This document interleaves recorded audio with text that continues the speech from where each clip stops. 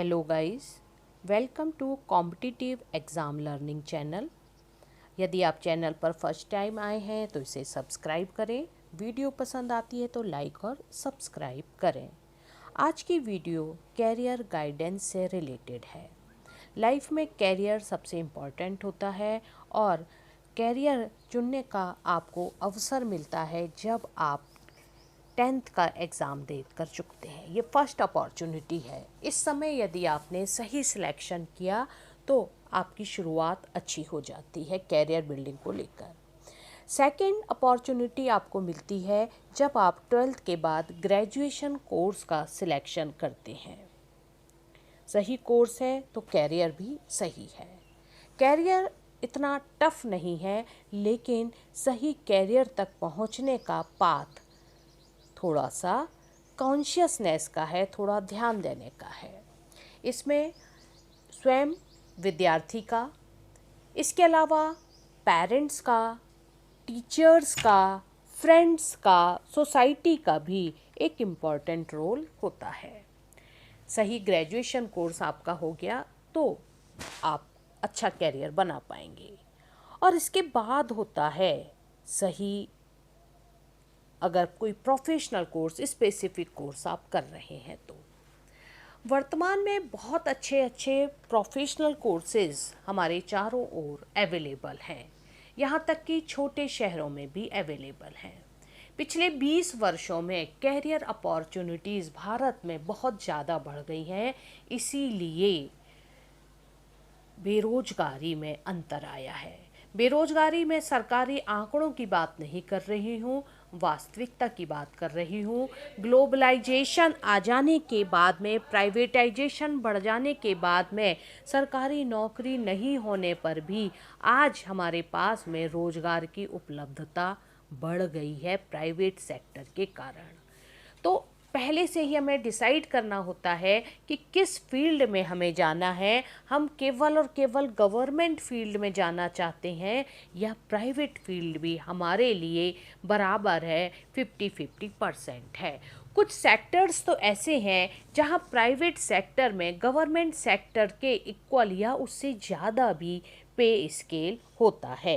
तो चलिए आज की वीडियो शुरू करते हैं, जिसमें हम वेरियस सेक्टर्स और उनसे रिलेटेड कोर्स, उनका ड्यूरेशन, उसका फीस आदि को हम समझेंगे। 10th क्लास के बाद में आपके पास में ऑप्शन है कि आप आर्ट फैकल्टी लें, कॉमर्स लें, मैथ साइंस लें, बायो साइंस लें, वोकेशनल लें, इंडस्ट्रियल ट्रेनिंग लें या पॉलिटेक्निक की फील्ड में चले जाएं या इसी तरह के अन्य कोर्स में चला जाएं।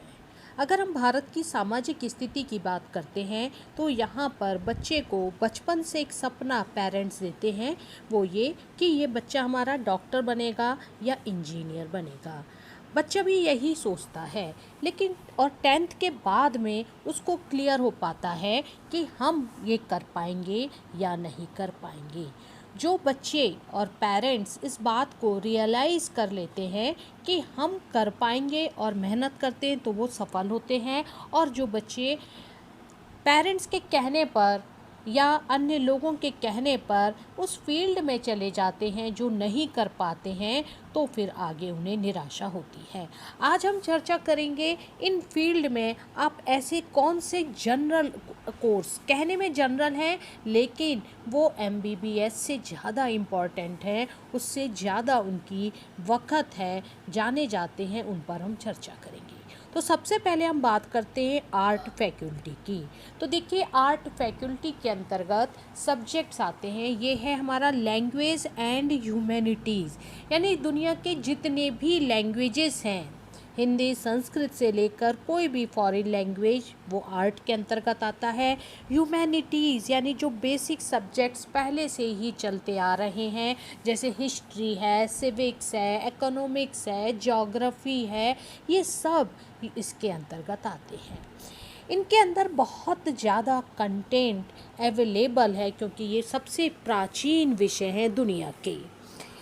अब बच्चों को कहा जाता है आर्ट लेने का कोई मतलब नहीं है, क्योंकि उससे कोई कैरियर नहीं बनता। Art is not related to professional courses और प्रोफेशनल इम्पोर्टेंस। लेकिन मैं आपको कहूँगी आप आर्ट एक कंडीशन में, दो कंडीशन में लीजिए।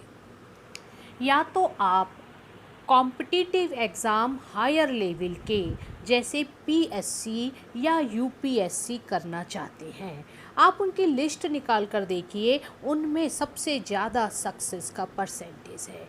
इवन डॉक्टर, इंजीनियर भी आईएएस या पीएससी एग्ज़ाम क्वालिफाई करते हैं तो most of them change their subjects, they select art faculty, अपना सब्जेक्ट बदल देते क्योंकि रीजनिंग नहीं है, फैक्ट बेस है ये आर्ट के सब्जेक्ट, रीजनिंग नहीं है, इसीलिए सक्सेस का परसेंटेज ज़्यादा है, वास्ट है बट फैक्ट बेस्ड है, रीजनिंग नहीं है।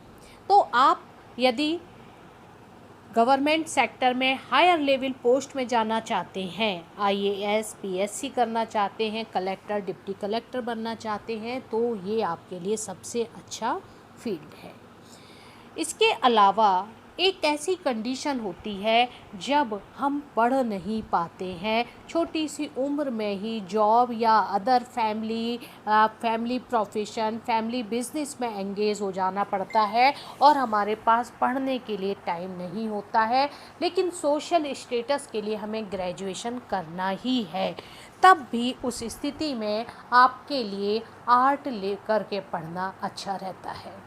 जनरली आर्ट लेकर के जो ग्रेजुएशन कोर्स होता है वो होता है BA, 3 year regular degree course है, न्यू एजुकेशन पॉलिसी में 4 ईयर है, और इसके अलावा एक कोर्स इसमें जो आप कर सकते हैं यदि आप बाद में अपना फील्ड चेंज करना चाहते हैं 12th के बाद, और 12th तक आपने आर्ट पढ़ लिया है तो आप बीबीए कर सकते हैं, बैचलर ऑफ बिजनेस एडमिनिस्ट्रेशन, यदि आप मैनेजमेंट में इच्छुक हैं तो। इसके अलावा आर्ट रिलेटेड ग्रेजुएशन लेवल पर अदर कोर्सेज हैं, business in mass communication, journalism, fashion designing, fine art, social work, BA LLB वगैरह भी कोर्स आप कर सकते हैं। Discuss commerce stream. 12th में कॉमर्स लेने के बाद पॉसिबल कोर्स हैं BCom LLB, BCom honours, CA, CS and some other courses like computer courses, management courses। BCom करने के बाद में एमकॉम भी कर सकते हैं। बीकॉम में बहुत सारी स्ट्रीम्स अवेलेबल हैं, जैसे कंप्यूटर्स हैं, computer application, office automation, tax procedure and practice, applied economics, marketing, e commerce and others. Commerce एक ऐसी फील्ड है जिसमें पहले ऐसे माना जाता था कि ये बॉयज़ के लिए ही है और बॉयज़ इसको स्टडी करते थे जो कि बिज़नेस सेक्टर में जाना चाहते थे या स्वयं का बिज़नेस करना चाहते थे या कंपनी जॉब में जाना चाहते थे। लेकिन पिछले कुछ सालों में कॉमर्स में सबसे ज़्यादा सफलता छात्रों को मिली है। वर्तमान में बॉयज़ से ज़्यादा गर्ल्स इस फील्ड की ओर अट्रैक्ट हो रही हैं। यदि किसी छात्र को मल्टीनेशनल कंपनी में जाना है या स्वयं का कंपनी या स्वयं का बिज़नेस ऑपरेट करना है या किसी बैंक सर्विस में जाना है तो कॉमर्स उनके लिए सबसे अच्छा रहता है। कॉमर्स के में ग्रेजुएशन, पोस्ट ग्रेजुएशन के बाद as a financial advisor, as an analyst, tax consultant work कर सकते हैं। यानी कि वर्तमान समय में हम कह सकते हैं कि कॉमर्स की नॉलेज के बिना कोई बिजनेस ऑपरेट नहीं हो सकता है। दूसरी तरफ सीए और सीएस कोर्स की हम बात करते हैं जिसका बैकग्राउंड कॉमर्स है। ये वर्तमान में सबसे ज़्यादा हाई प्रोफाइल के कोर्स हैं जिसमें पे स्केल बहुत ऊंचा है और रेप्यूटेड जॉब है और दोनों में बहुत ज़्यादा कंपटीशन है। बहुत कई अटेम्प्ट के बाद स्टूडेंट इन्हें कर पाते हैं। Let's discuss about mathematics with science. After 12th with math science there are so many options. Basic common option है BSc, BCA, BE, IIT, JEE और पोस्ट ग्रेजुएशन लेवल पर MSc, ME, MCA वगैरह। BSc में भी बहुत सारी branches हैं, जहां पहले मैथ साइंस लेकर बच्चा फिजिक्स, केमिस्ट्री और मैथ्स में बीएससी करते थे। आज हमारे पास में कई ऑप्शंस हैं, जैसे कि बीएससी इलेक्ट्रॉनिक्स है, बीएससी कंप्यूटर साइंस है, बीएससी फॉरेंसिक साइंस है, बीएससी जियोलॉजी है और भी कई ऑप्शंस हैं। उनको लेकर छात्र ग्रेजुएशन कर सकते हैं। अगर हम बीई की बात करते हैं तो एट प्रेजेंट बीई में मैकेनिकल इंजीनियरिंग में काफ़ी अच्छी डिमांड है। Civil engineering, IT, computer science, electrical engineering, electronics, उसमें काफ़ी अच्छा स्कोप बच्चों को मिल रहा है। आईआईटी में जाने के लिए स्टूडेंट्स के पास इंफॉर्मेशन नहीं होती है। इसके लिए नेट पर आप डिटेल इंफॉर्मेशन देख सकते हैं कि कब इसका एग्ज़ाम होता है, फिर एडवांस एग्ज़ाम है, ऑल इंडिया रैंक में क्या जा रहा है, कौन सा कॉलेज आपको मिलेगा। अगर इंजीनियरिंग में आप जाते हैं तो मोबाइल इंजीनियरिंग भी वर्तमान में अच्छा स्कोप रखता है। कंप्यूटर से रिलेटेड क्लाउड और मोबाइल इंजीनियरिंग, ये अच्छे स्कोप हैं। इंजीनियरिंग में as an electrical engineer, as in civil engineer,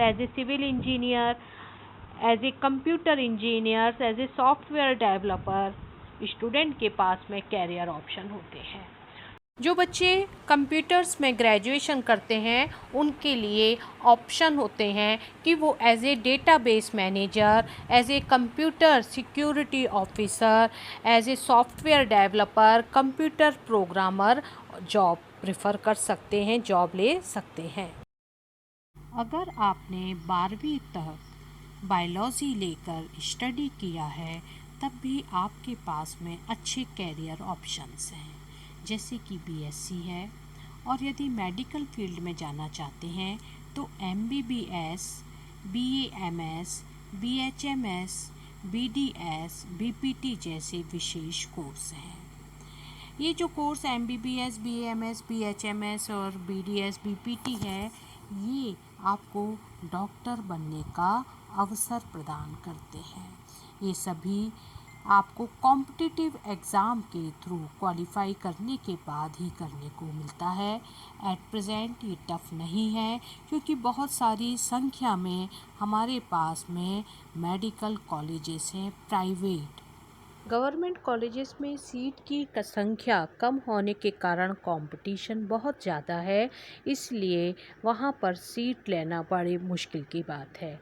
लेकिन प्राइवेट कॉलेजेस में क्वालिटी एजुकेशन भी है, साथ साथ सीट की संख्या अधिक होने के कारण अब डॉक्टर बनना कठिन नहीं रह गया है। लेकिन फिर भी कुछ बच्चे नीट क्वालिफाई नहीं कर पाते हैं और पेरेंट्स और बच्चे चाहते हैं कि हम डॉक्टर ही बने। तो एक सबसे अच्छा ऑप्शन है, वो है BPT, bachelor of physiotherapy course. इस कोर्स को करने के लिए एंट्रेंस एग्ज़ाम को क्वालिफाई करना ज़रूरी नहीं होता है। कॉलेजेस अपने लेवल पर भी एंट्रेंस लेते हैं जो इजीली क्वालिफाई किया जा सकता है। इसको करने के बाद व्यक्ति फिजियोथेरेपी काउंसिल में रजिस्टर्ड हो जाता है और डॉक्टर वर्ड लिख सकता है। आप जानते हैं वर्तमान में जो हमारे हॉस्पिटल्स हैं, छोटे हैं या बड़े हैं, सभी जगह कोई ना कोई फिजियोथेरेपिस्ट को अपॉइंट करते हैं, चाहे वो पार्ट टाइम ही क्यों ना रहे। एज ए फिजियोथेरेपिस्ट आप अपना स्वयं का क्लिनिक एस्टेब्लिश कर सकते हैं। आपका अपना एक अच्छा हॉस्पिटल हो सकता है फिजियोथेरेपी का, और आप अपनी सर्विसेज, अपना एक्सपर्टाइज अदर हॉस्पिटल्स में भी दे सकते हैं। तो करना बहुत टफ नहीं है। शासकीय इसकी जो फीस है वो 40,000 के लगभग है, फिर भी आप मानकर चलें लगभग 60,000 पर ईयर हर जगह पर लगता है। 4 ईयर का ये अच्छा कोर्स है मेडिकल फील्ड में जाने के लिए और फिजियोथेरेपिस्ट डॉक्टर बनने के लिए। इसके अलावा बायो के स्टूडेंट्स के लिए अब बीएससी स्तर पर भी बहुत अच्छे अवसर हैं। उसमें जैसे एग्रीकल्चर है, एनिमल हस्बेंड्री है, माइक्रोबायोलॉजी है, बायोटेक्नोलॉजी है, इकोलॉजी है, ऐसी बहुत सारी ब्रांचेस हैं। उनके साथ में आप बीएससी कर सकते हैं। लेकिन बीएससी करने के बाद में आपके पास में जो जॉब प्रॉस्पेक्ट्स रहते हैं बायो के साथ में, वो टीचिंग रहता है या फिर उसी फील्ड में आप other as a assistant work कर सकते हैं। अब हम बात करते हैं आईटीआई कोर्सेज की। इंडस्ट्रियल ट्रेनिंग इंस्टीट्यूट, औद्योगिक प्रशिक्षण संस्थान। भारत में आईटीआईज या तो एससीबीटी या NCVT, national council for vocational training से मान्य होते हैं। आईटीआई अंतर्गत बहुत सारे ट्रेड्स उपलब्ध हैं। आईटीआई किए हुए छात्रों की डिमांड बहुत ज़्यादा होती है क्योंकि आईटीआई विद्यार्थी को जूनियर इंजीनियर बनाता है। आईटीआई कोर्सेज 2 कैटेगरी में होते हैं, टेक्निकल और नॉन टेक्निकल। टेक्निकल कैटेगरी में जैसे इलेक्ट्रीशियन है, फिटर है, वेल्डर है, प्लम्बर है, सैनिटरी हार्डवेयर फिटर है, इस तरह के कोर्स होते हैं। वहीं नॉन टेक्निकल कैटेगरी के अंतर्गत computer operator and programming assistant, COPA, web designing, dress designing जैसे कोर्स होते हैं। भारत में ही नहीं अपितु सभी देशों में आईटीआई के वे विद्यार्थियों की डिमांड सबसे ज़्यादा होती है। चाहे सरकारी क्षेत्र हो या अन्य कोई भी कंपनियां, आईटीआई की डिमांड हर जगह होती है। इलेक्ट्रीशियन किए हुए छात्रों को वहीं जहां इलेक्ट्रिसिटी बोर्ड्स, दूसरी तरफ कंपनियां अपने यहाँ जॉब पर रखने के लिए हर वक्त तैयार रहती हैं। बड़े स्तर पर इनकी वैकेंसी निकलती है। मैकेनिकल सेक्टर का कोर्स है फिटर। फिटर भी डिमांड में रहता है। वेल्डर, प्लम्बर जैसे बेसिक कोर्स किए हुए प्रशिक्षणार्थियों की आवश्यकता बहुत होती है। आईटीआई कोर्स बेसिक लेवल पर, ग्रास रूट लेवल पर बच्चों को प्रशिक्षित करता है, इसलिए आईटीआई किए हुए विद्यार्थियों की डिमांड बहुत है। वहीं कंप्यूटर सेक्टर में वेब डिज़ाइनिंग और कोपा जैसे किए हुए विद्यार्थी बड़े स्तर पर पटवारी चयन में, बैंकों में और अन्य शासकीय कार्यालयों में कंप्यूटर ऑपरेटर के पद पर कार्य कर रहे हैं। आईटीआई किया हुआ विद्यार्थी यदि पॉलिटेक्निक कोर्स में उसी स्ट्रीम में जाता है तो उसे द्वितीय वर्ष में प्रवेश मिलता है। इसी तरह से पॉलिटेक्निक किया हुआ विद्यार्थी बीई इंजीनियरिंग के क्षेत्र में जाता है तो वहाँ भी उसे द्वितीय वर्ष में प्रवेश मिलता है। जो विद्यार्थी ग्रास रूट लेवल पर वर्क करना चाहते हैं उनके लिए आईटीआई एक अच्छा ऑप्शन है। वे स्टूडेंट्स जो मेडिकल फील्ड में अपना कैरियर बनाना चाहते हैं परंतु एमबीबीएस जैसे कोर्स क्वालिफाई नहीं कर सकते हैं, उतना समय नहीं दे सकते, उतना खर्चा वहन नहीं कर सकते, उनके लिए पैरामेडिकल कोर्सेज भी बहुत अच्छे कोर्सेज हैं। पैरामेडिकल काउंसिल ऑफ इंडिया या स्टेट पैरामेडिकल काउंसिल द्वारा रिकॉग्नाइज्ड कोर्सेज में जैसे मैंने अभी आपको बीपीटी बताया था, फिजियोथेरेपी कोर्स, इसके अलावा diploma in medical lab technology DMLT एक अच्छा कोर्स है। 2 ईयर कोर्स है और मेडिकल कॉलेज द्वारा जो स्टेट का या इसे मेडिकल यूनिवर्सिटी द्वारा इसके एग्ज़ाम लिए जाते हैं। जो अपना स्वयं का जो आप स्वयं का टेस्टिंग इंस्टीट्यूट एस्टेब्लिश करना चाहते हैं उनके लिए ये अच्छा कोर्स है। इसके अलावा diploma in pharmacy assistant, diploma in hospital ward assistant, diploma in dental assistant, diploma in physician assistant, diploma in nursing assistant, first aid patient assistant और साथ में 1 ईयर के सर्टिफिकेट कोर्सेज, रेडियोलॉजिस्ट के कोर्सेज काफ़ी demand में रहते हैं। अच्छा कैरियर है इनमें, इन्हें भी हम कर सकते हैं। वर्तमान समय में फार्मेसी के अंतर्गत भी बहुत अच्छे कैरियर ऑप्शंस मिल रहे हैं। लगातार तेज गति से पूरी दुनिया में फार्मेसी सेक्टर ग्रो कर रहा है और इस फील्ड में इकोनॉमिकली देखा जाए तो एक्सपोनेंशियली ग्रोथ हो रही है।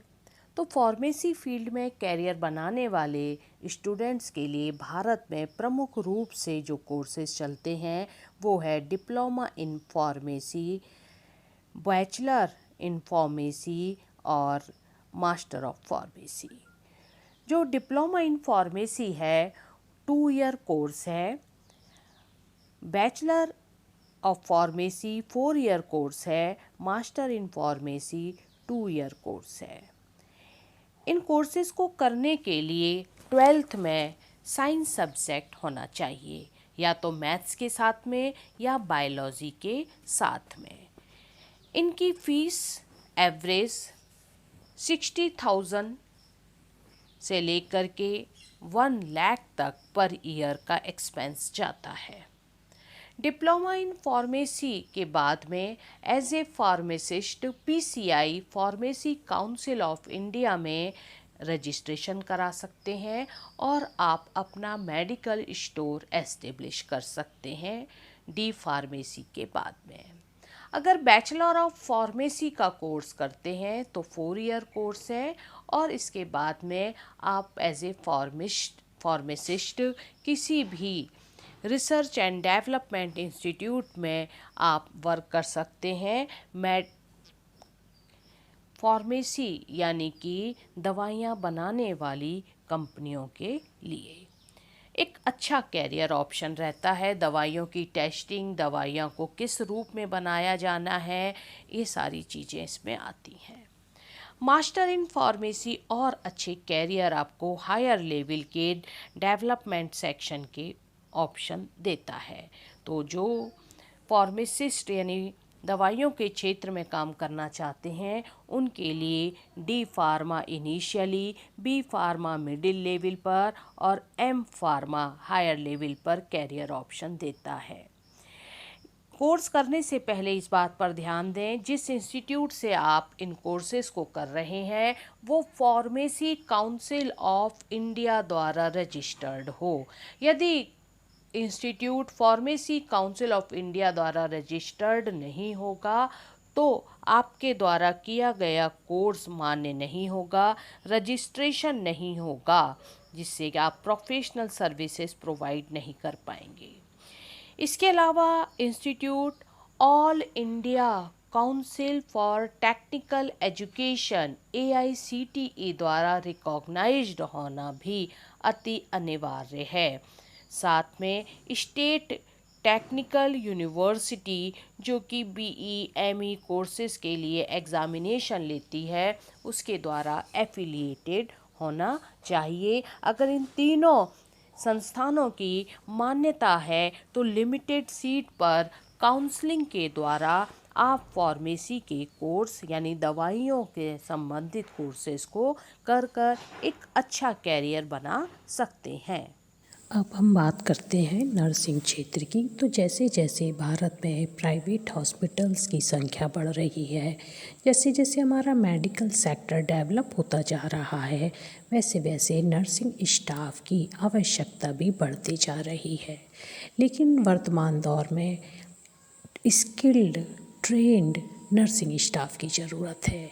इसके लिए नर्सिंग के कोर्सेज हैं और प्रशिक्षण है। उसको करने के बाद ही नर्सिंग के क्षेत्र में कैरियर बनाया जा सकता है। प्रमुख रूप से कोर्सेज हैं ANM, GNM और BSc नर्सिंग। इसके अलावा अदर कोर्सेज भी कुछ चलते हैं, सर्टिफिकेट कोर्सेज भी हैं, वो भी इस फील्ड में कैरियर बनाने का मौका प्रदान करते हैं। यदि आप लॉ की फील्ड में कैरियर बनाना चाहते हैं, वकील बनना चाहते हैं, तो LLB कोर्स आपके लिए अच्छा होगा। 3 ईयर ग्रेजुएशन के बाद 3 ईयर LLB कोर्स कर सकते हैं या एग्रीगेट कोर्स के रूप में 5 ईयर का BA LLB, BCom LLB या अन्य एग्रीगेट कोर्स कर सकते हैं। इसके बाद आपको बार काउंसिल ऑफ इंडिया में रजिस्ट्रेशन कराना होता है। फिर एक वकील के रूप में आप किसी केस की पैरवी कर सकते हैं। यदि आप टीचिंग में आना चाहते हैं, लॉ के विद्यार्थियों को, LLB के विद्यार्थियों को पढ़ाना चाहते हैं, तो आपका LLB के बाद 2 ईयर का LLM कोर्स होना ज़रूरी है। यदि आपको मैनेजमेंट क्षेत्र अच्छा लगता है तो मैनेजमेंट के क्षेत्र में भी आप कैरियर बना सकते हैं। इसके लिए ग्रेजुएशन लेवल पर BBA, bachelor of business administration का कोर्स किया जाता है। 12वीं आपका किसी भी संकाय से है तो आप BBA कर सकते हैं। BBA में भी अब स्पेशलाइजेशन चलता है, BBA ऑनर्स चलता है, अकाउंटिंग, मैनेजमेंट। इसके अलावा आप BBA होटल मैनेजमेंट कर सकते हैं, BBA हॉस्पिटल मैनेजमेंट कर सकते हैं। इसके बाद आप इन क्षेत्रों में मैनेजर के रूप में वर्क कर सकते हैं। यदि आपने किसी भी सब्जेक्ट में ग्रेजुएशन किया है और अब आप मैनेजमेंट की फील्ड में आना चाहते हैं तो आप MBA कर सकते हैं। MBA में भी 10 से ज़्यादा स्पेशलाइजेशन चलते हैं, जैसे फाइनेंस है, MBA मार्केटिंग है, MBA प्रोडक्शन मैनेजमेंट है, MBA ह्यूमन रिसोर्स मैनेजमेंट है, वो आप कर सकते हैं। इनको करने के बाद में आप एक बैंक मैनेजर के रूप में, कंपनी मैनेजर के रूप में, कंपनी में बहुत सारे डिविज़न्स होते हैं जैसे कि फाइनेंस है, प्रोडक्शन है, टेक्निकल है, स्टोरेज है, मार्केटिंग है, आप इन क्षेत्रों में मैनेजर के रूप में कार्य कर सकते हैं। Present teaching is challenging, challenge with student, parent, society and administration. No one is standing with teacher. Teaching is interesting also. क्यों? क्योंकि इसमें आपकी स्वयं की लर्निंग होती है, आप दूसरों को लर्न कराते हैं और आपको मेमोराइजेशन होता है। जो आपने पहले लर्न किया था वो फिर से याद हो जाता है। But to become a teacher training is necessary. आप ये ट्रेनिंग कहाँ से ले सकते हैं? बिना ट्रेनिंग के आप शिक्षक नहीं हो सकते हैं। इसके लिए भारत में राष्ट्रीय अध्यापक शिक्षा परिषद NCT होती है और NCT के द्वारा रिकॉग्नाइज्ड कोर्सेज करने के बाद ही आप टीचिंग के प्रोफेशन में आ सकते हैं। आप जिस शिक्षण संस्थान से ये कोर्स करेंगे वो वहाँ की राज्य शासन से मान्य होना चाहिए, साथ ही स्टेट बोर्ड या विश्वविद्यालय से संबद्धता प्राप्त एफिलिएटेड होना चाहिए। ये कोर्सेज हैं DPSE, diploma in pre school education, जिसका ड्यूरेशन 2 ईयर का है। 12th के बाद आप कर सकते हैं और इसको करने के बाद 3 से 8 वर्ष के बच्चों की आपको शिक्षा आप कर सकते हैं, जो कि प्री प्राइमरी लेवल का होता है। DLED 2 ईयर कोर्स है, diploma in elementary education, 12th के बाद किया जाता है और इसको करने के बाद आप प्राइमरी क्लासेस में टीचिंग का जॉब कर सकते हैं। और सबसे ज़्यादा लोकप्रिय BEd, bachelor in education, 2 year course है, ग्रेजुएशन के बाद किया जाता है। इसको करने के बाद आप middle school, high school, higher secondary level की टीचिंग कर सकते हैं। MEd, master of education, 2 year course है। इसके लिए क्वालिफिकेशन BEd होती है और MEd करने के बाद BEd स्टूडेंट्स की टीचिंग की जा सकती है। इसके अलावा अदर कोर्सेज हैं जो कि टीचिंग से रिलेटेड हैं, जैसे BLEd 4 ईयर कोर्स है, BA BEd कंबाइंड कोर्स है, ये BSc BEd 4 ईयर कोर्स है, BEd MEd 3 ईयर कोर्स है। ये कोर्सेज हैं जो कि टीचर बनाने के लिए योग्यता प्रशिक्षण प्रदान करते हैं। इनको करने के बाद आप टीचर बन सकते हैं। इन सभी कोर्सेज की फ़ीस लगभग 32,000 से 50,000 रुपये प्रति वर्ष होती है। अब हम डिस्कस करते हैं पॉलीटेक्निक कॉलेजेस की। हमारे देश में AICTE, all India council for technical education द्वारा रिकॉग्नाइज्ड पॉलीटेक्निक कॉलेजेस हैं जो कि इंजीनियरिंग की तरह के कोर्सेज कराते हैं। अंतर यह आता है कि हम इंजीनियरिंग के लिए एंट्रेंस टेस्ट देते हैं और 12th के बाद उसे करते हैं। पॉलीटेक्निक कोर्सेज को हम 10th के बाद कर सकते हैं। पॉलिटेक्निक कोर्सेज में बहुत सारी ब्रांचेज हैं। मेन ब्रांचेज जिसमें स्टूडेंट्स का रुझान होता है, सिविल इंजीनियरिंग है, मैकेनिकल इंजीनियरिंग है, इलेक्ट्रिकल एंड इलेक्ट्रॉनिक्स है, इलेक्ट्रॉनिक एंड कम्युनिकेशन है, कंप्यूटर इंजीनियरिंग है, जिसमें ज़्यादा संख्या में विद्यार्थी अध्ययन करते हैं और उसके बाद अपना कैरियर बनाते हैं।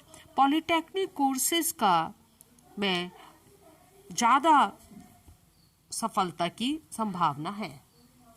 ध्यान रखिएगा, आईटीआई से अर्जित कोर्स सर्टिफिकेट कोर्स हैं, पॉलिटेक्निक से अर्जित कोर्स डिप्लोमा कोर्स हैं, इंजीनियरिंग कॉलेजेस से किए हुए कोर्स ग्रेजुएशन और पोस्ट ग्रेजुएशन डिग्री कोर्स हैं।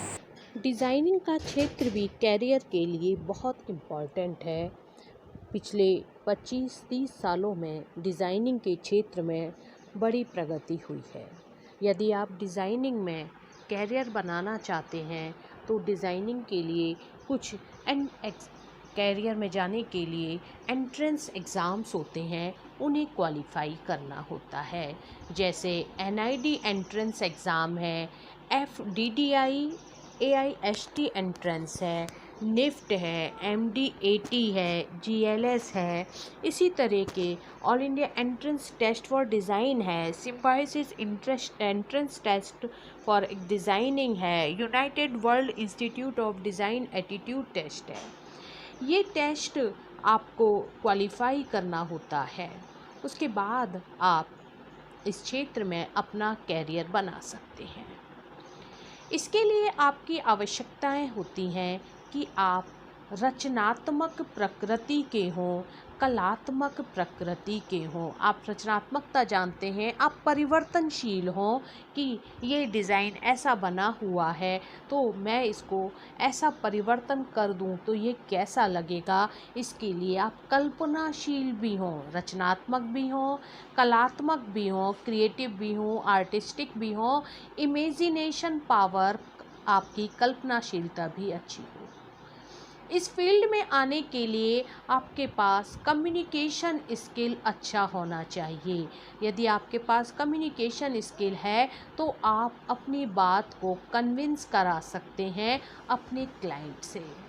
Ability to think in goal oriented dimension is compulsory. सोचने की क्षमता हो, यानी कि ऐसा ना हो आपका आचरण कि भाई अब सोच लिया अब नहीं सोच सकते, नहीं। और अधिक सोचने की क्षमता है तो आप डिज़ाइनिंग क्षेत्र में सेट हो सकते हैं। आपके पास में बिजनेस की समझ हो, बिजनेस आइडिया हो, उसे समझने की क्षमता रखते हो। इसके अलावा ट्रेंड की समझ हो कि मार्केट में ट्रेंड अब कैसा जा रहा है। जैसे हम ड्रेस डिज़ाइनिंग की बात करें, एक समय ऐसा रहता है जब हम लॉन्ग ड्रेसेस का ट्रेंड चलता है, फिर ऐसा समय आता है कि शॉर्ट ड्रेसेस का ट्रेंड चलता है। तो इस बात को समझने की क्षमता हो कि अब आने वाला ट्रेंड क्या होगा, हम क्या परिवर्तन करें जिससे कि हमारे डिज़ाइंस मार्केट में पॉपुलर हो सके। ग्राहक को समझने की क्षमता।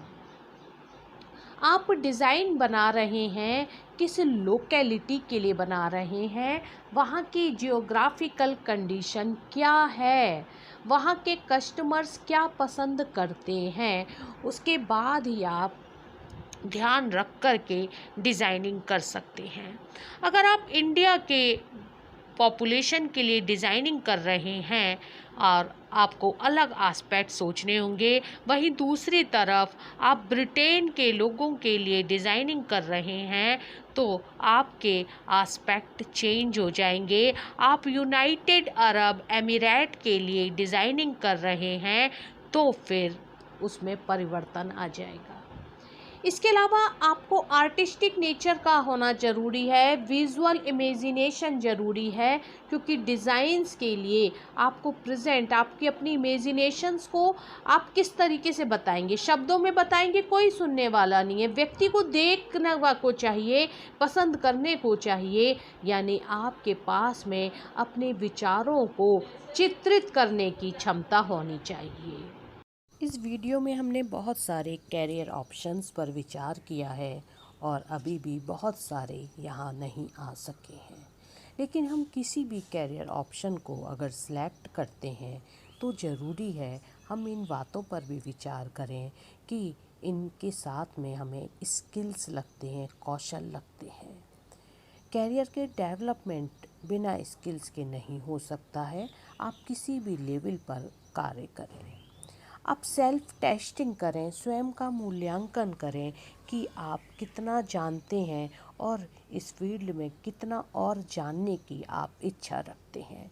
अगर आपकी और जानने की इच्छा है और करने की इच्छा है तो वो कैरियर आपके लिए अच्छा है। क्या उस फील्ड में आप अपने कार्यों को प्लान कर पा रहे हैं? बहुत बार हम प्लानिंग नहीं कर पाते हैं।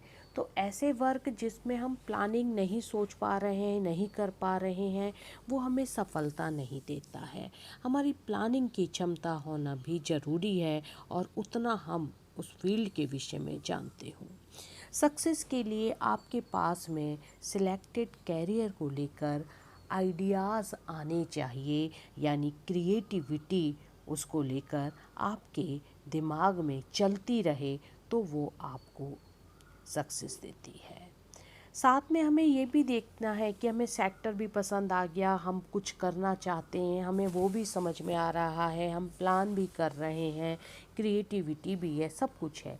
लेकिन क्या उस कार्य को लेकर वर्क, जॉब अवेलेबल है या नहीं? अगर वर्क अवेलेबल नहीं है तो फिर आप सफल नहीं हो सकते हैं। आपको ज़्यादा मेहनत करनी पड़ेगी और हो सकता है बहुत ज़्यादा मेहनत के बाद आप सफल भी हों, नहीं भी हों, 50-50% चांस है। आपको उस सेक्टर की ग्रोथ को भी समझना होगा। हम बहुत अच्छा वर्क कर रहे हैं, हमने इन्वेस्ट भी कर दिया, अपना टाइम लगा दिया, सब कर दिया, लेकिन यदि उस सेक्टर में ग्रोथ नहीं है तो फिर आप सक्सेस नहीं हो सकते हैं।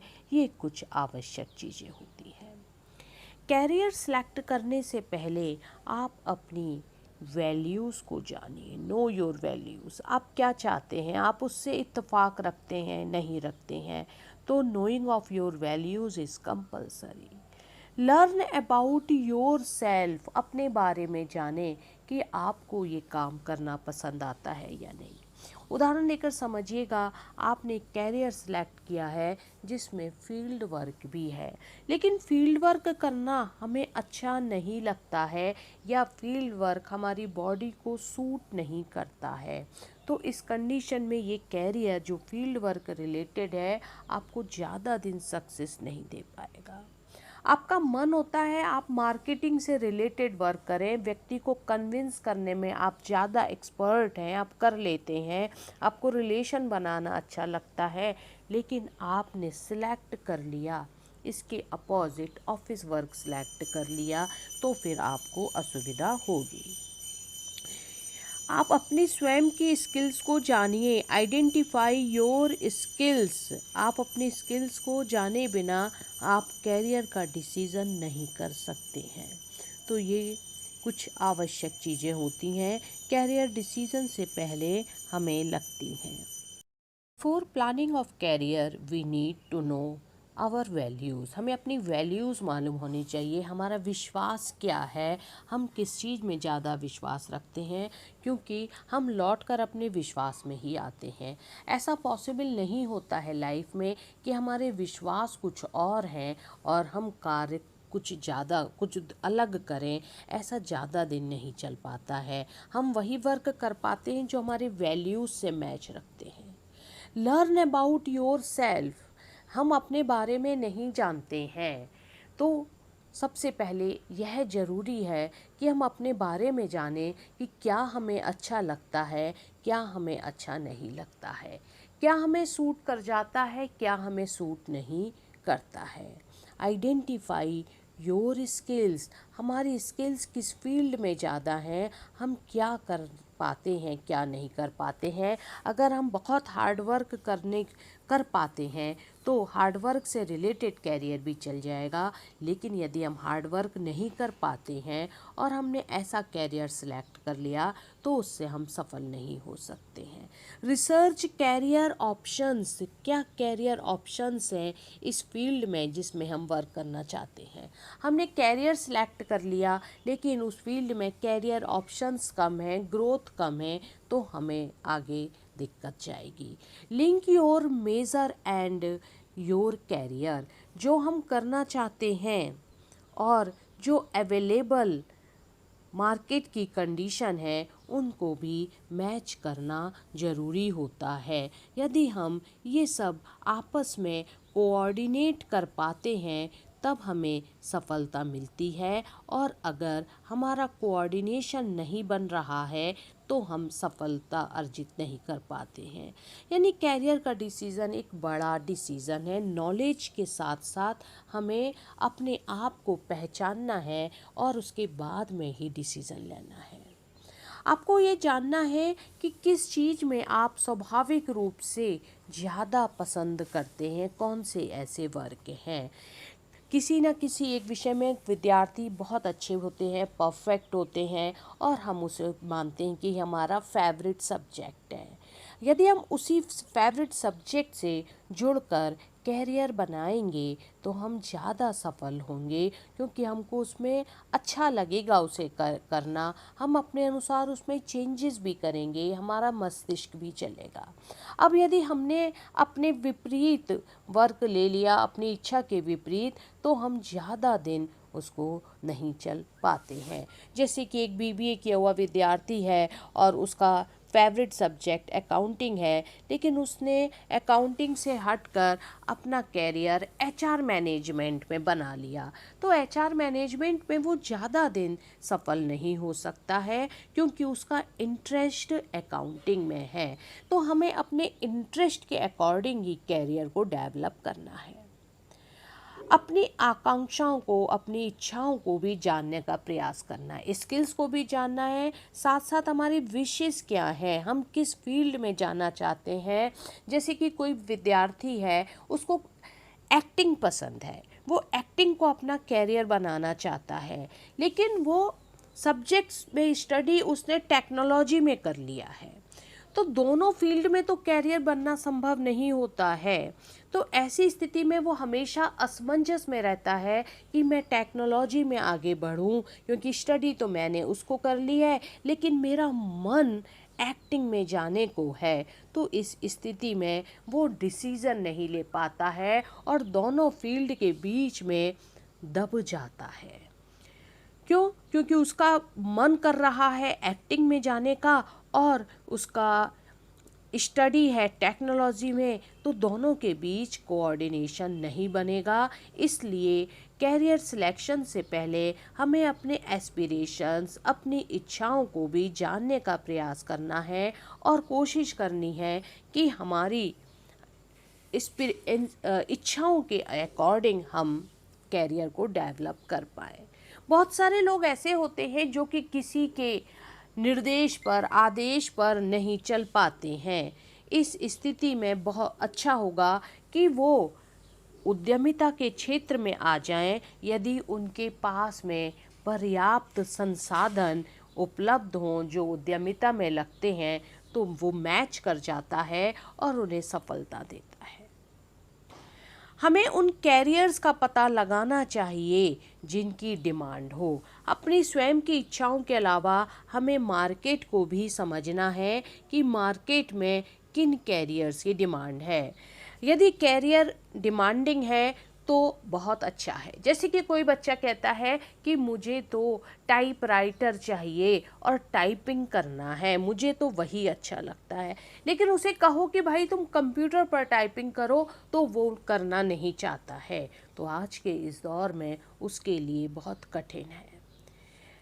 टाइपिंग आज भी करनी है, लेकिन समय के अनुसार हमने टाइपराइटर छोड़ दिया, अब हम कंप्यूटर पर आ गए। आने वाले समय में और संसाधन होंगे और डेवलपमेंट होगा, तो हमें ये देखना है कि किस चीज़ की डिमांड है। कंप्यूटर का क्षेत्र ने बहुत जल्दी बहुत ज़्यादा विकास किया है, तो डिजिटल टेक्नोलॉजी और ऑटोमेशन ने, तो हमें ये देखना है कि जिस कैरियर का हम सिलेक्शन कर रहे हैं आगे उसको लेकर के स्कोप्स हैं या नहीं हैं। इसके लिए हम इंटरनेट पर नए नए ऑप्शंस को समझ सकते हैं और वर्तमान में ग्रोथ का परसेंटेज उस सेक्टर में कितना जा रहा है और एक्सपर्ट्स का क्या मानना है कि आने वाले समय में उसमें और डेवलपमेंट है या नहीं। आप उदाहरण लीजिएगा, इंजीनियरिंग की अगर हम बात करते हैं, एक समय ऐसा था कि जब इलेक्ट्रिकल इंजीनियरिंग की डिमांड कम थी, मैकेनिकल की ज़्यादा थी। फिर ऐसा दौर आया कि मैकेनिकल की ज़्यादा हो गई। ऐसा ही आईटी सेक्टर सीएस के लिए भी ऐसा ही है। लेकिन आज आईटी में सीएस में सीट खाली जा रही हैं, लेकिन कंस्ट्रक्शन में सीट्स अवेलेबल नहीं हैं और मैकेनिकल तो सबसे ज़्यादा ऊपर जा रहा है। तो समय समय पर ये परिवर्तन आता रहता है, तो हमें इंटरनेट के जरिए नए नए ऑप्शंस पर हमेशा विचार करते रहना चाहिए। हम कैरियर गाइडेंस से रिलेटेड वेबसाइट्स को देखते रहें, उनसे रिलेटेड बुक्स को भी पढ़ते रहें और उसी के अनुसार चिंतन मनन भी करें और फिर हम कैरियर का सिलेक्शन करें।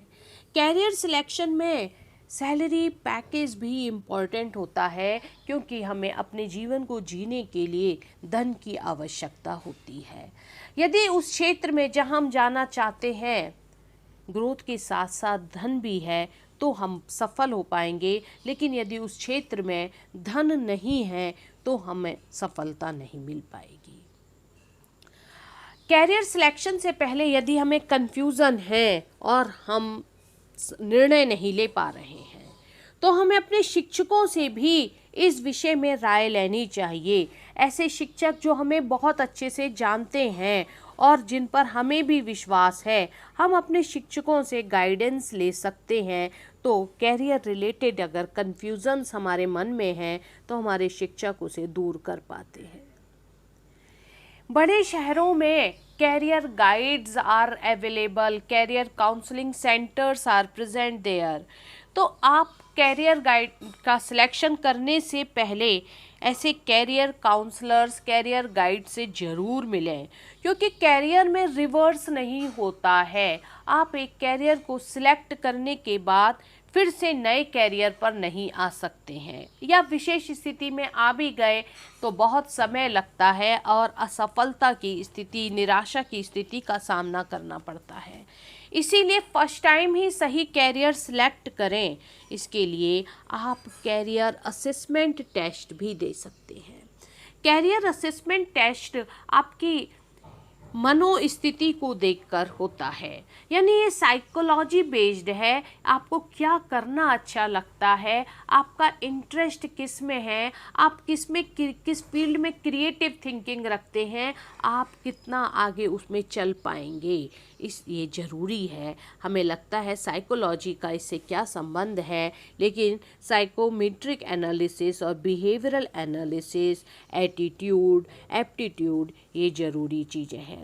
मनोवैज्ञानिक आपसे सवाल करते हैं और आपके द्वारा दिए गए उत्तर पर ही निर्णय करते हैं कि आपका इंक्लिनेशन, झुकाव किस तरफ है, आपका इंटरेस्ट किस में है, कौन सी चीज़ आप पसंद करते हैं और किस फील्ड को लेकर आपका एटीट्यूड क्या है। ये कैरियर काउंसलर्स आपको समझा पाते हैं और आपका टेस्ट कर पाते हैं। आप नहीं भी समझना चाहते कोई बात नहीं, परंतु आपका टेस्ट तो होगा तो आप रिज़ल्ट समझ पाएंगे कि आपका इंक्लिनेशन किस तरफ है। इन सब के बाद में ही डिसीज़न की स्थिति बनती है। तो कैरियर चुनना किसी भी विद्यार्थी के लिए बहुत अहम फैसला होता है। इसे बहुत सोच समझ कर करना पड़ता है, क्योंकि आप आज जो कैरियर सिलेक्ट करेंगे उसमें अगले 40 साल, 45 साल तक आपको काम करना है। और अगर वो काम आपकी पसंद का नहीं है तो आप उसे बोझ के साथ में करेंगे, अपने आप को बार बार कोसेंगे कि मैं कहाँ फंस गया, ये मैंने क्या सिलेक्ट कर लिया, ये मैंने किसकी बात मान ली। तो हम अपनी लाइफ को अच्छा बनाना चाहते हैं, सक्सेसफुल बनाना चाहते हैं, तो ये ज़रूरी है कि हम इन बातों पर भी विचार करें और इसके बाद ही निर्णय लें। ज़्यादातर लोग कैरियर चुनते समय बड़ी गलती करते हैं कि वो दूसरों की बातों का अनुसरण करते हैं, स्वयं का मूल्यांकन किए बिना। जैसे कि यदि पेरेंट्स ने कहा कि मेरा बच्चा, मेरा बेटा, मेरी बेटी ये बनेगी, तो ये जीवन में गलत निर्णय हो सकता है। यानी कि वो कैरियर चुनते समय उन्होंने स्वयं की क्षमताओं का, स्वयं की इच्छाओं का मूल्यांकन नहीं किया, बल्कि दूसरों की बातों का अनुसरण किया। तो ऐसी स्थिति में कैरियर के असफलताओं की संभावना ज़्यादा रहती है और सफलता की संभावना कम रहती है। कई बार व्यक्ति भेड़चाल का शिकार हो जाता है। यानी कि अगर हमारे फ्रेंड सर्किल में कोई विद्यार्थी बहुत अच्छा है, कोई हमारा साथी, तो उसको देखकर हम इंस्पायर हो गए और हमने कहने लगते हैं कि हमारा फ्रेंड का सिलेक्शन यहाँ हो गया है और हम भी वो करेंगे, या मेरे फ्रेंड ने ये पसंद किया है, मैं भी यही करूँगा, हम पूरे फ्रेंड्स वही करेंगे। तो भी सबकी क्षमताएं अलग अलग होती हैं, इसलिए निर्णय अलग अलग यानी गलत हो जाते हैं। कई बार हम अपनी पर्सनैलिटी का, क्षमता का ध्यान नहीं देते हैं और किसी रिश्तेदार के या आस पड़ोस के लोगों ने जो कह दिया या जो लोग अन्य लोग कर रहे होते हैं, हम कहते हैं हम भी वही बनेंगे, हमारे साथी कंप्यूटर इंजीनियर बन रहे हैं तो हम भी वही बनेंगे, जबकि हमारा डिजिटल टेक्नोलॉजी की तरफ इंक्लिनेशन उतना नहीं है, तो हमें असफलता हाथ लगती है। कैरियर को जानने से डिसीज़न लेने से पहले हमारे लिए ज़रूरी है हम ये भी सोच लें कि कौन कौन से कैरियर ऐसे हैं जिनमें पैकेज, सैलरी ज़्यादा अच्छी होती है। जैसे कि अगर हम वर्तमान समय की बात करें तो वर्तमान समय में फार्मेसी में, चिकित्सा के क्षेत्र में अच्छा धन है और कोरोना के बाद में इस क्षेत्र में काफ़ी प्रगति हुई है और इसमें टोटल जो रेवेन्यूज़ हैं वो कई गुना बढ़ गया है। Placement plays an important role for career. जब हम कैरियर के लिए कोर्स सेलेक्ट कर लेते हैं, इंस्टीट्यूट सेलेक्ट कर लेते हैं, इंस्टीट्यूट की रिकॉग्निशंस को देख लेते हैं और उसके बाद में हमें जब स्टडी हो जाती है तब जॉब करना होता है, तो हम स्वयं जॉब के लिए बहुत सारे तरीके हमें अपनाने होते हैं। जैसे कि हम जॉब के लिए इंटरनेट पर अवेलेबल वेबसाइट्स हैं जॉब रिलेटेड, जैसे मॉन्स्टर है और अदर भी हैं, उनको आप वहाँ पर रजिस्ट्रेशन करा सकते हैं। रजिस्ट्रेशन फ्री ऑफ कॉस्ट होता है, जिसमें आप अपना CV अपडेट करते हैं। CV को अपलोड करने के बाद में आपकी स्वयं की जो इच्छाएं हैं, एम्बिशंस हैं, स्किल्स हैं, उनका आप जानकारी देते हैं। इसके अलावा हमें सबसे ज़्यादा हेल्पफुल होता है हमारे कॉलेज का प्लेसमेंट सेल। प्लेसमेंट सेल ही हमें बताती है कि किस तरह से हमें अपना रिज्यूम तैयार करना चाहिए, स्वयं को किस तरह से पहचानें, अपनी हॉबीज़ को उसमें दें, अपनी स्किल्स को उसमें दें। जब आप कैरियर सेल के गाइडेंस में, प्लेसमेंट सेल के गाइडेंस में रिज्यूम तैयार कर लेते हैं तो आप पर्सनली उसके कांटेक्ट में बने रहिए। जब भी कॉलेज में प्लेसमेंट कैंपस आता है ज़रूर अपीयर होइएगा। अगर आपकी एजुकेशन अभी कंप्लीट भी नहीं हुई है तो भी प्लेसमेंट कैंपस को आप जाइएगा और उसको एक ऑब्जर्वर की नज़र से देखिएगा। ये आपके कॉन्फिडेंस को डेवलप करने में हेल्पफुल होता है। जब आपकी स्टडी पूरी होती है और आपको पुराना एक्सपीरियंस याद है, आपने जो देखा था, ऑब्जर्वेशन याद है, तो आप मेंटली प्रिपेयर हो जाते हैं कि अब हमें किस तरह से इसको फेस करना है। सीधे फर्स्ट टाइम हम अगर इंटरव्यू में अपीयर होते हैं तो सफलता की संभावना बहुत कम होती है, लेकिन एक बार हमने अगर दूसरों को इंटरव्यू देते हुए देख लिया तो हमारी सफलता की संभावना बढ़ जाती है। ये जो प्लेसमेंट कैंपस के लिए आपके कॉलेज में रिक्रूटर कंपनीज आती हैं, इन्हें फ्रेशर्स की ज़रूरत होती है, जैसे कि आप हैं। तो ये आपके करियर की शुरुआत के लिए भी अच्छा सिद्ध होता है। तो आप स्टार्टिंग से ही आप कॉन्शियस रहिए और जैसे ही प्लेसमेंट कैंपस होता है उसमें आप अपीयर होइए। आपकी एजुकेशन नहीं है फिर भी अपीयर होइए, उससे आपको लर्न करने को मिलता है। जब एजुकेशन आपकी कंप्लीट हो जाती है तो आप कॉन्फिडेंस के साथ में इसमें आप अपीयर हो सकते हैं और अपना कैरियर को सक्सेस कर सकते हैं। कैरियर किसी भी व्यक्ति के जीवन का एक महत्वपूर्ण पहलू है, हमेशा याद रखिए। यह इंसान की जीवन शैली का नेतृत्व करता है, जिससे समाज में उसकी स्थिति निर्धारित होती है।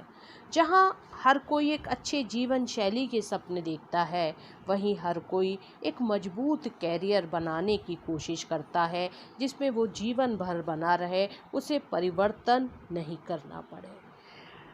लेकिन वास्तविकता ये है कि बहुत बार ऐसा होता है कि हम अपने लिए मजबूत कैरियर नहीं बना पाते हैं। बहुत सारे लोग ऐसे हैं जो कि मजबूत कैरियर बनाने में सक्षम नहीं होते हैं, अच्छी जीवन शैली को नहीं निश्चित कर पाते हैं। आमतौर पर किसी व्यक्ति के जीवन का पेशेवर पहलू ही उसका कैरियर होता है, इसलिए कैरियर का चयन करना एक बड़ा निर्णय है। और विडंबना यह है कि जब हमें अपने जीवन में ऐसे निर्णय लेने की आवश्यकता होती है तो हम मेंटली प्रिपेयर नहीं होते हैं, उतने योग्य नहीं होते हैं, और जो योग्य हैं उन पर हम विश्वास नहीं करते या वो भी योग्य नहीं होते हैं। अगर हम स्कूली जीवन की बात करते हैं तो वहाँ पर अभी हमने स्ट्रीम हमारे पास में जो हैं वो हमने अभी डिस्कस की हैं कि साइंस है, कॉमर्स है, आर्ट्स है। अब इनके आधार पर हमें आगे निश्चित करना पड़ता है कि हम क्या करें। कोई भी लड़का हो या लड़की, इन दिनों हर व्यक्ति को अपने कैरियर का डिसीज़न लेना पड़ता है। पहले समय में लड़कियों के लिए कैरियर का महत्व नहीं था, आज के इस दौर में लड़कियों के लिए भी कैरियर का उतना ही महत्व है जितना कि लड़कों का। शुरुआत से ही हम अपने कैरियर पर ध्यान केंद्रित करने की कोशिश करें, यानी हमारा जो कंसर्न हो वो कैरियर हो और उसी को ध्यान में रखकर हम स्टडी करें, उसी को ध्यान में रखकर हम वोकेशनल कोर्स करें, उसी को ध्यान में रख कर के हम स्किल्स को गेन करें तो हम अच्छा कैरियर बना सकते हैं। कई बार होता है कि हमारी स्टडी तो हो गई है लेकिन हमारे पास स्किल्स नहीं है, तो हमें दिक्कत होती है। एक्सपीरियंस बाद में आता है, स्किल्स पहले अर्जित करनी होती है। बिना स्किल्स के हम कुछ नहीं कर पाते हैं। स्किल्स को अर्जित करने के लिए ही हमें वोकेशनल कोर्स हेल्प करते हैं। और अभी शासन ने जो नई शिक्षा नीति लागू की है उसमें वोकेशनल कोर्सेज को विशेष महत्व दिया गया है। एक ना एक वोकेशनल कोर्स आपको करना ही होगा और यही वोकेशनल कोर्स आपको अपने कैरियर तक ले जाएगा। कैरियर एक चुनौतीपूर्ण कार्य है। कैरियर को सिलेक्ट करना तो आपको ये ध्यान रखना होगा, इस निर्णय को लेने से पहले आप अपने स्किल्स यानी कौशल और इंटरेस्ट, इच्छा, दिलचस्पी का मूल्यांकन अवश्य करें। साथ में बाज़ार की स्थिति का अध्ययन करें कि हमने जो कैरियर सिलेक्ट करने का सोचा है बाज़ार में उसकी स्थिति क्या है, तभी आप एक अच्छे निर्णय तक पहुंच पाएंगे। आज की इस वीडियो में आपने देखा डिफरेंट फील्ड्स में कैरियर कैसे बनाया जा सकता है, what are requirements and its scope. साथ ही आपने जाना कि कैरियर का इम्पोर्टेंस क्या है, कैरियर बनाने में हमें सोचना क्या है, क्या प्रिकॉशंस लेनी है, कैसा हमारा एटीट्यूड है। उम्मीद है ये वीडियो आपके कैरियर सिलेक्शन में हेल्पफुल होगी। यदि कोई क्वेरी हो तो आप कमेंट बॉक्स में कमेंट देकर पूछ सकते हैं। अगर आप चैनल पर फर्स्ट टाइम आए हैं तो सब्सक्राइब कीजिए। वीडियो पसंद आती है तो लाइक कीजिए, फ्रेंड्स के बीच में शेयर कीजिए। Thank you.